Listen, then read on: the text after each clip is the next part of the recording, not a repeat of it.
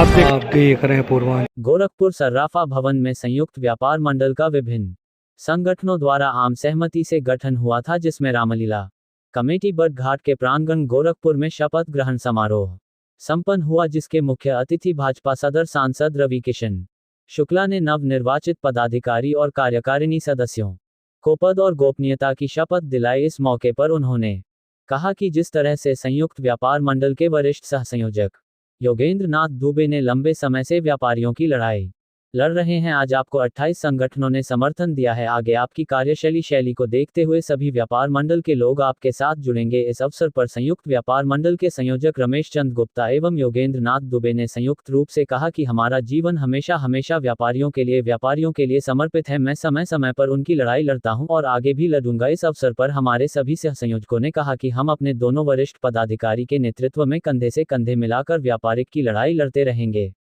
सांसद जी से मैं निवेदन करता हूं कि आप अपने उद्बोधन ऊर्जावान उद्बोधन से हम व्यापारियों को ऊर्जा। एक हाथ राइट वाला उठा लें और हाँ ऐसे सामने की तरफ। हाँ, मैं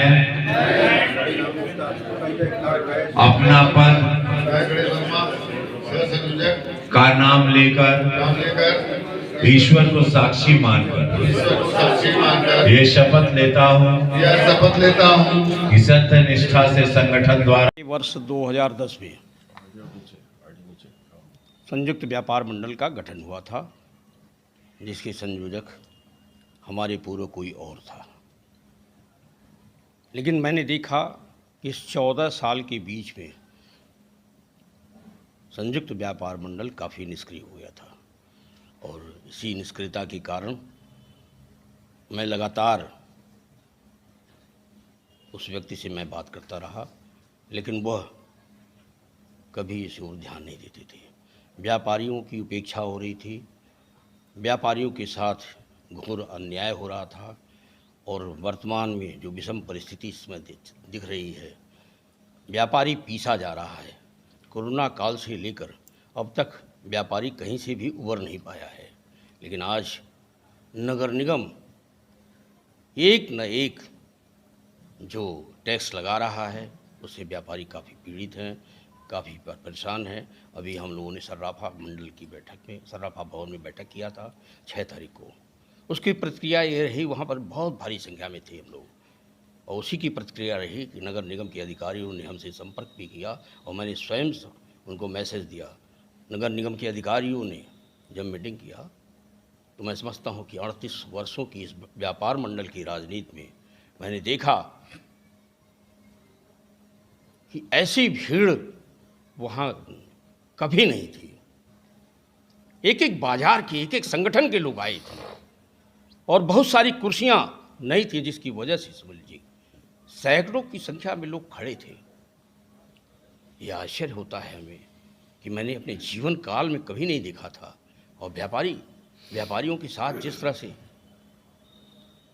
टैक्स की लगाया जा रहा है, मैं विरोधी नहीं हूँ इस सरकार का, संघ का स्वयंसेवक हूँ।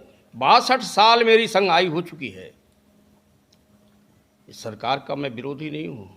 मैं धन्यवाद देना चाहूँगा प्रदेश के मुख्यमंत्री योगी आदित्यनाथ जी महाराज को। वर्ष 1998 में जब सांसद बने तब से लेकर के प्रत्येक आंदोलन की मैंने अगुवाई किया है। उस आंदोलन में आपने कहा कि विरोध हो रहा है, मतलब इतने टैक्स लगे जा रहे हैं, तो क्या रणनीति बनेगी? अब आप 32 मैं उसी बात को अभी कहने जा रहा हूँ। उस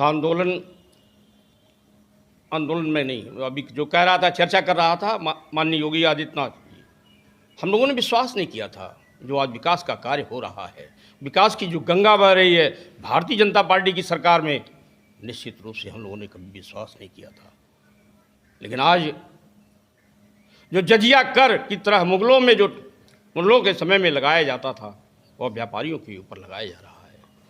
सिर्फ राजस्व को बढ़ाने के लिए यदि ऐसा किया जा रहा है तो सबसे पहले इन व्यापारी संगठनों के साथ एक बैठक होनी चाहिए, व्यापारियों की राय लेनी चाहिए। व्यापारियों की सहमति के बिना अगर कोई टैक्स लगा तो हम लोग कहीं से बर्दाश्त नहीं करेंगे, कहीं से भी बर्दाश्त नहीं करेंगे। क्या सरकार के खिलाफ भी? सरकार के खिलाफ तो नहीं, नगर निगम का जो रवैया है, उसकी कार्यशैली के बारे में माननीय मुख्यमंत्री महोदय को इस बात को बताएंगे। और यह जो टैक्स लगाया जा रहा है, झिझिया कर के रूप में लगाया जा रहा है, यह ठीक बात तो नहीं है। आपको लगता है कि जो टैक्स लगाई जा रही है, सरकार की मनमानी लगाई जा रही है क्या? देखिए, सरकार की मनमानी नहीं, ये तो सब में तो सरकार का इन्वॉल्वेशन होता, तब तो नहीं। लगती है। देखिए, एक तो ये है कि इसके पहले भी लगा था, अभी यहाँ अपने उद्बोधन के समय सुना भी था, कई व्यापारी नेताओं ने कहा कि पूर्व महापौर डॉक्टर सत्या पांडे जी थी, उस समय भी लगा था, तो हम लोगों ने दबाव बनाया था, वो टैक्स जो है ख़त्म हुआ था। उसके बाद सीताराम जायसवाल की पीरियड में भी जो लगा, तो सर्राफा व्यवसायियों को पहले नोटिस दी गई और बिल बन करके आ गया था। उसमें भी अनुरोध मैंने किया था और दबाव बना, उसे वापस लिया गया था। लेकिन आज की सरकार में मैं समझता हूं कि इच्छा शक्ति या तो खत्म हो चुकी है। अगर इच्छा शक्ति उन्होंने बढ़ाया नहीं तो व्यापारी काफ़ी उद्वेलित हो जाएगा, फिर कहीं का नहीं रहेगा। जानिए। ठीक सर।